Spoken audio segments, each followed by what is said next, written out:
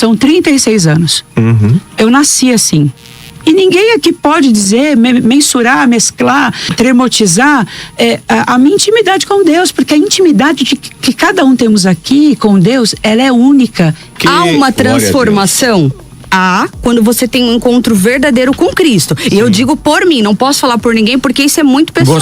E no vídeo de hoje, o pastor gay Felipe Freire debate com cristãos que abandonaram a prática da homossexualidade. Tudo isso você vai acompanhar agora, aqui na TV Debates. Já aproveita, se inscreve no canal, deixa o seu like e vamos pro vídeo.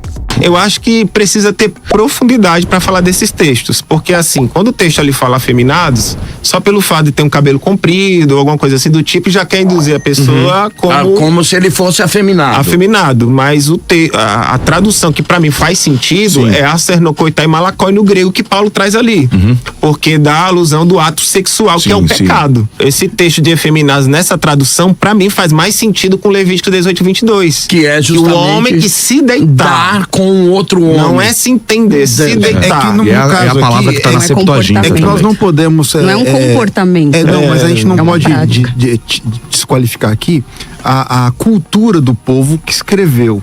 Para o judeu, o pecado é a concepção do ato. Então por isso que está escrito dessa forma. E faz sentido com Coríntios. Só que Jesus fala assim, se você pensar numa mulher que não é sua, você já adulterou com ela. Também. Então a cultura judaica, ela coloca o pecado como ação. Por isso que está escrito dessas duas palavras. Exato. Felipe, e aí, Felipe?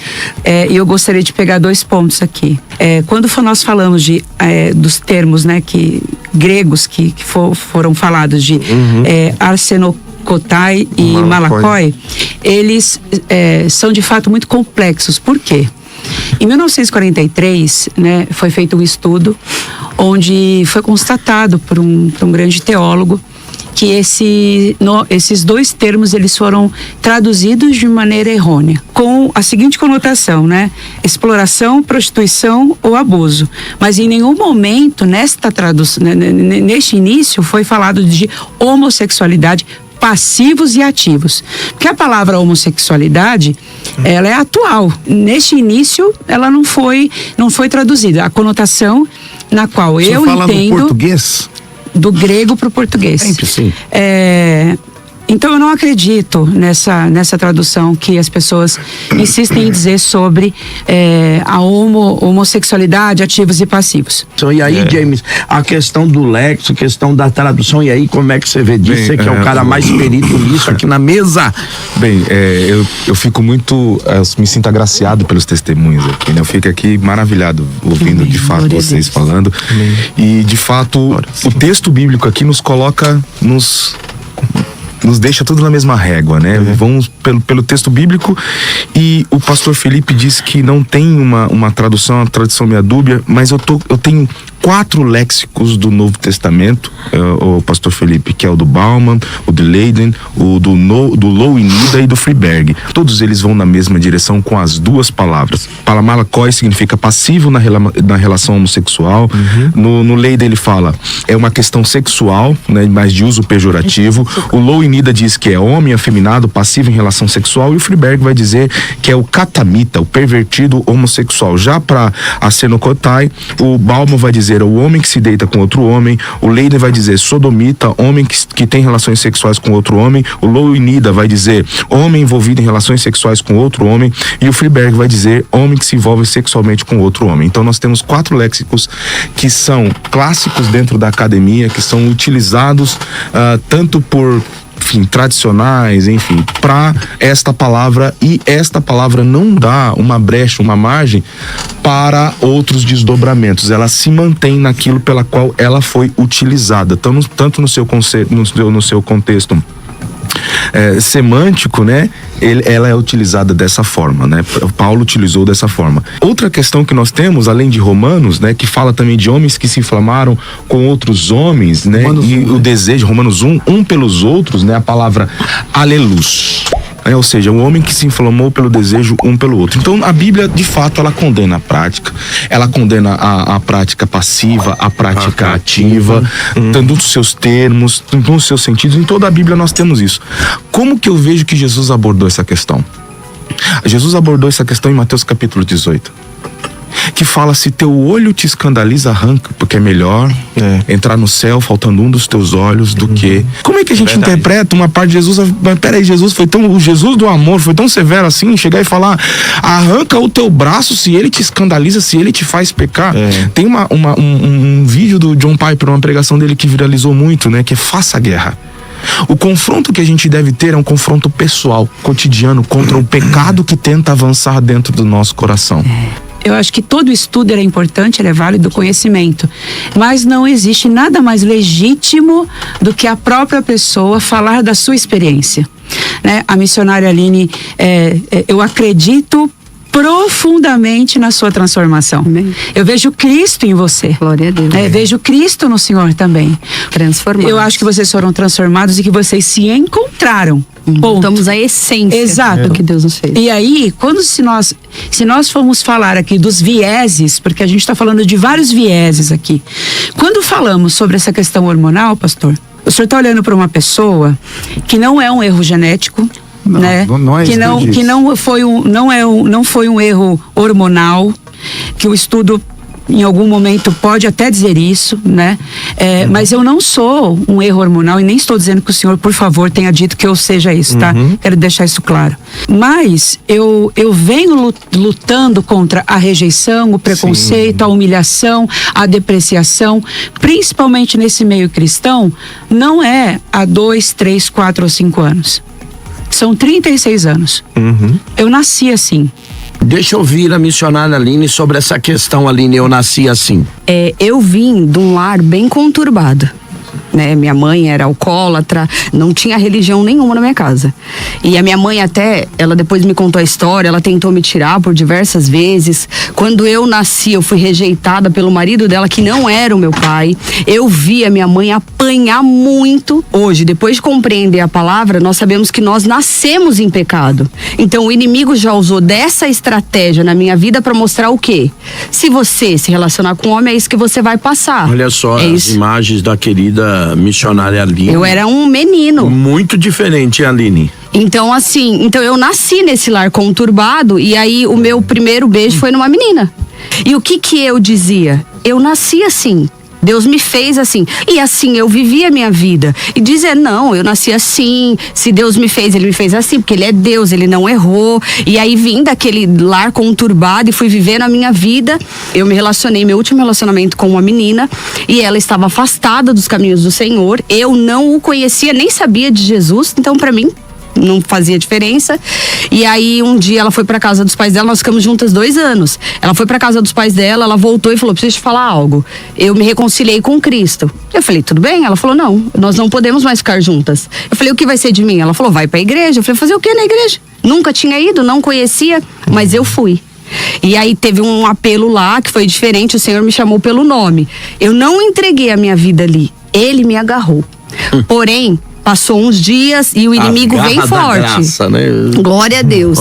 E o inimigo, ele vem forte na nossa mente. Não, você não é isso, você tem que ser o que você é, porque você tem que ser feliz, porque Deus te fez assim mesmo. E vem na mente, é muito forte. E o inimigo, ele vem com as setas, né? Os laços. Eu fui na casa de uma moça e aí voltei pra casa, não tive nada com ela, mas quando eu cheguei em casa eu me senti suja. E eu falei: como assim? Eu não tinha feito nada. Você nunca tinha se sentido assim? Não, nunca tinha me sentido assim. Me senti suja e eu falei: o que tá acontecendo? E aí eu ajoelhei. Eu falei assim: Deus, eu não te conheço. Eu nem sei se o Senhor existe mesmo. Mas se o Senhor existe e tudo que eu vivi te desagrada, eu me entrego, me transforma. Olha aqui. E eu fiz essa oração chorando. E aí Deus falou pra mim assim: abre a Bíblia. A menina, antes de ir embora, ela me deu uma Bíblia. Eu não tinha aberto a Bíblia. E Deus falou assim: abre a Bíblia. Aleluia. Quando eu abri a palavra, João 8,32, e conhecereis a verdade vos libertará. A partir daquele momento, caiu o véu que cobriu os meus olhos. Não é um não é assim que funciona.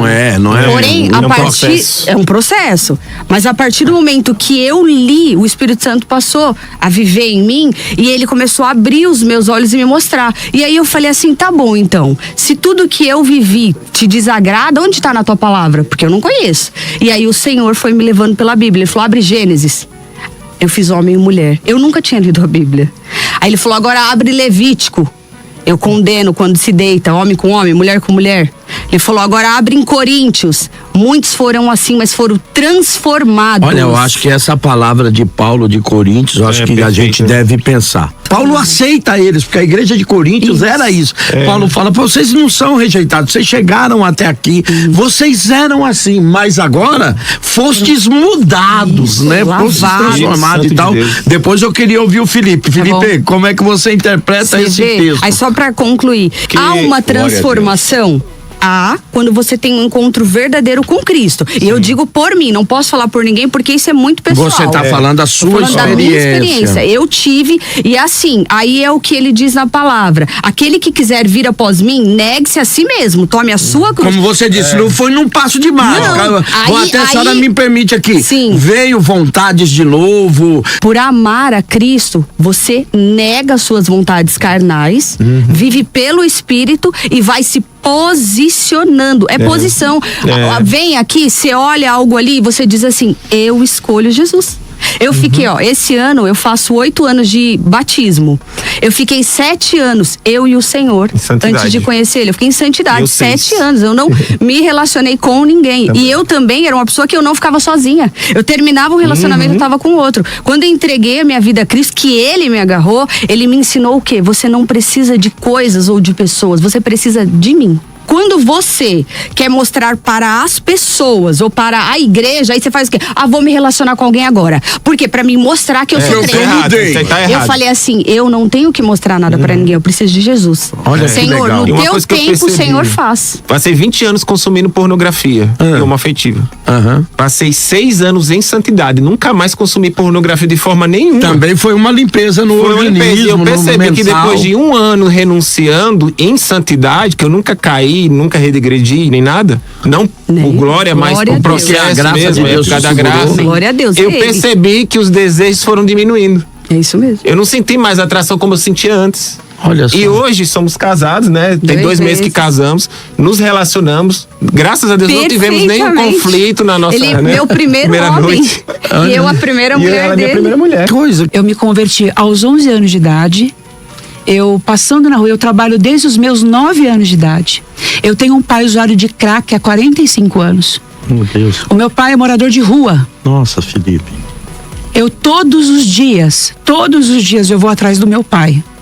E é impossível não se emocionar. Eu falando disso, porque todos os dias eu vou na rua alimentar o meu pai.